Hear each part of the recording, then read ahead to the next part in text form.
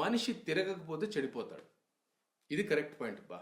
మనిషి తిరగకపోతే జ్ఞానం రాదు, తెలియదు, ప్రపంచం ఏమనేది మీకు తెలియదు. మీరుంటున్న ఊర్లో, మీ ఊర్లో అది ఏముందో అది మాత్రమే ప్రపంచం కాదు. బావిలో కప్పల మాదిరి బతకద్దండి. నువ్వు అనుకున్నప్పుడే రావు, నువ్వు కావాల్సినప్పుడే రావు. ఆ అవకాశం తలుపు తట్టినప్పుడు దాన్ని అలా అందుకొని ముందుకు వెళ్ళిపోతా ఉండాల. ఇది యువత బాగా నేర్చుకోవాలా. ఇది నేర్చుకోకపోతే ఎక్కడ వేసిన గొంగలి అక్కడే అన్నట్టుగా మీ జీవితంలో ఎక్కడున్నవారు అక్కడే ఉంటారు. మీ ఊర్లో అక్కడే ఉంటావు. ఖానా పీనా సోనా అన్నట్టుగా లైఫ్ ఉంటుంది అనమాట. దయచేసి అలాంటి జీవితాన్ని కోరుకోవద్దు. మేల్కోండి, వేకప్ ప్లీజ్. కొత్త వ్యక్తుల్ని కలవండి.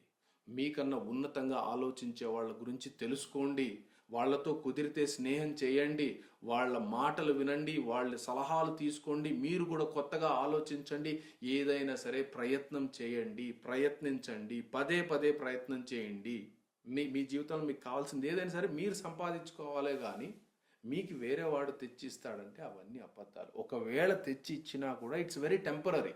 దాని వెనక రీజన్స్ వేరే ఉంటాయి. ఒకవేళ ఒకడు మనకి ఏదైనా ఫ్రీగా ఇస్తానంటే ఎందుకు ఇస్తానడనే క్వశ్చన్ రైజ్ అవ్వాలి మైండ్లో. ఇస్తానాళ్లే తింటానంటే జీవితాంతం బానిస బతుకుంటుంది. ఇదైతే ఫ్యాక్ట్ మా.